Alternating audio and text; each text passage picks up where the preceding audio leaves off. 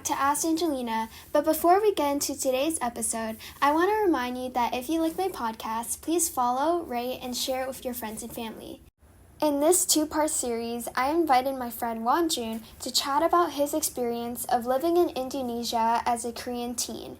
Let's find out about the similarities and differences between these two cultures. Do you want to introduce yourself? Give your name, age, where you're born, and where you're from? Yeah, sure. My name is Wonjun Park. I'm 17 years old. I was born in Korea, and 2 months later, after I was born, I moved to Jakarta, Indonesia, where I currently live right now. Mm-hmm. So how do we get to know each other? Yeah, so both of us, we both play a strings instrument. You play the violin, I play the cello. And because of our schools, we went to an exchange in ISB, so in Bangkok. And I'm pretty sure the teacher said, how about JIS and TAS, the two schools, meet up for a meeting. I remember that. Introducing ourselves. And I'm pretty sure my friend and I, Alex, we were just sitting down on just a small table. Yeah, I remember you and your friend, I forgot her name. It was Evelyn. Yeah. Oh yeah, Evelyn. Yeah, sorry. You guys approached us, and then I'm pretty sure I was awkward about it. Yeah, it was really awkward. Like, everyone was so awkward at first. But then later on it got really nice. Yeah. But, I'm pretty sure Alex started doing Just Dance. Oh yeah, I remember that. And then it was like Jiwoo, I think, and Jinwoo, I think. Yeah, Jinwoo. Yeah, they're all doing Just Dance. It was so funny. Yeah. Yeah. Yeah, it was really great. Yeah, I know a lot of people in Southeast Asia from international schools are really interconnected with each other. And even with our IASIS, which, if the listeners do not know, is the International Scholastic Association of Southeast Asian Schools, all 6 of our schools are really connected with each other, and we can go and travel to different countries and compete in different tournaments. However, our cultures and languages can never be farther apart. So how long have you been living in Indonesia, and does your entire family live there? Okay, so I lived in Jakarta, Indonesia for practically my whole life. So basically when I was 3 months old, I lived in Indonesia. And as for my family, only my sister, my dad, and my mom live in Indonesia. Everyone else, all my other relatives, they still live in Korea. Oh, okay. So are you visiting your family in Korea right now? Yeah.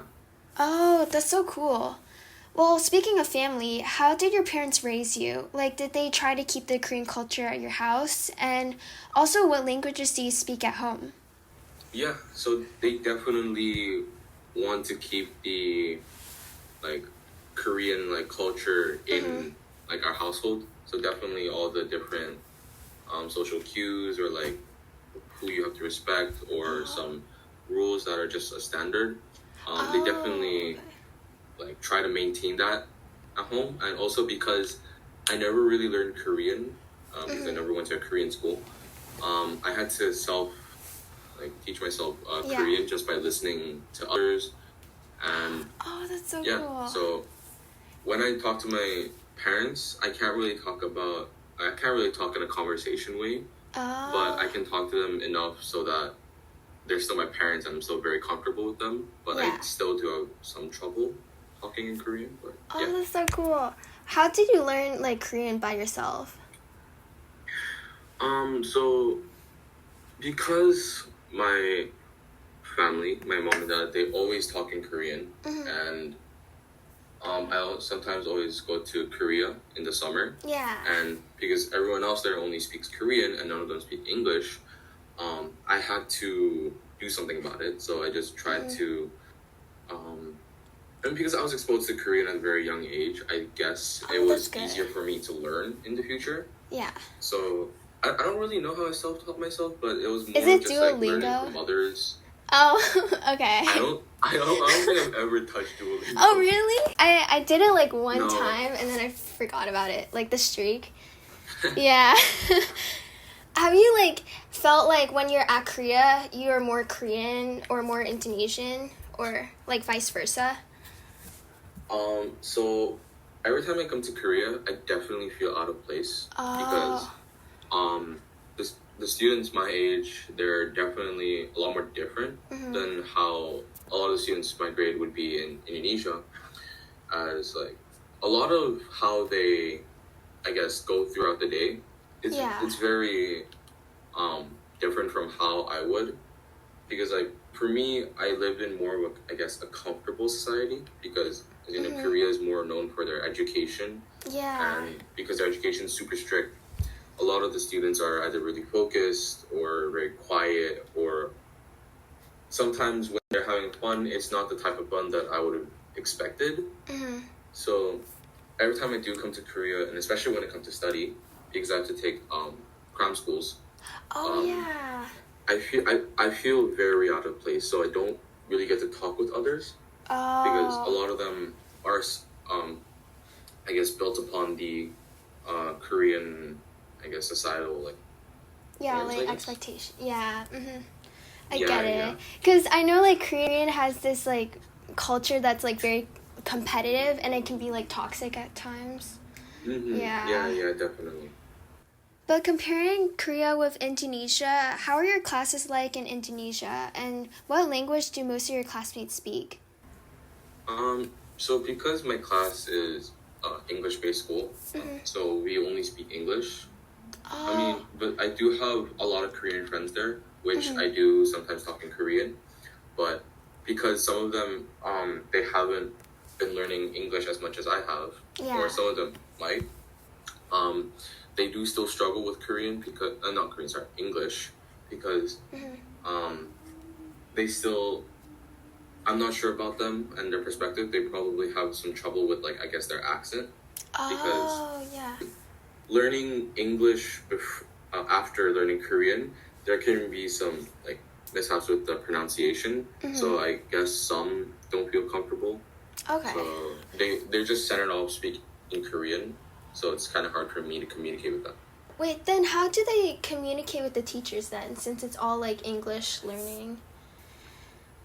I think they just speak English like briefly, just enough for. I mean, I think the teachers are capable enough to understand the students. Yeah. Because that is, I mean, the teacher's job. So definitely having to understand the student is a priority. So I guess the students are able to speak enough English so that the teacher can understand their questions. Oh, okay. Yeah, because at my school, we just speak English, but then, because it's also, like, in Taiwan, so a lot of people speak, like, Chinglish, which is mixed Chinese and English. So, like, at your school, do they speak Indonesian and English mix, like your other classmates? Yeah, so definitely. Because we have because Jakarta, or I guess Indonesia, we have a huge community of Chinese Indonesians, which we call Chindos. They use English, of course, but also they use Indonesian a lot. And I think for me personally, because I've been living in Indonesia for like many years, I started also talking in Indonesian as well. Oh, yeah. I remember you and Alex talking in Indonesian when we were at the Bangkok International String Festival. Well, have you ever felt that there were some aspects of Indonesian culture that you couldn't grasp? And also, how did that affect you? For me, I don't think there was anything that was really weird because for me, Indonesia, I guess the community and like I guess what it's well known for is how humble the people are. Oh, yeah, that's true. And how they're very nice to each other. I didn't feel out of place at all because everyone was very communicative and helpful for each other. So I don't think I've had any struggle adapting to the Indonesian culture. Oh, that's good. Good for you. How did how did it affect your like friendships? Was it easy or hard to make friends at school? Or have you been at the school since you're like very young?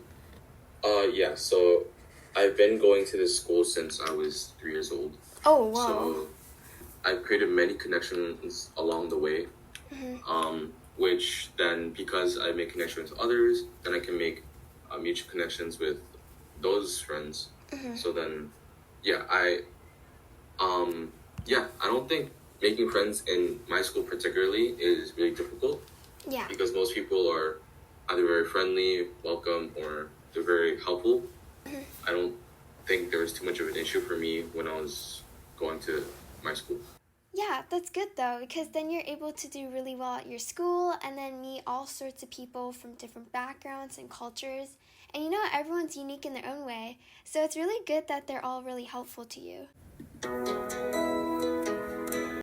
I hope you enjoyed part 1 of my chat with Wonjun. Tune in next time for part 2, where we continue our conversation with Wonjun of what's it like to be a Korean teen in Indonesia. Don't forget to follow, rate, and share this podcast with your friends and family. See you next time. Bye!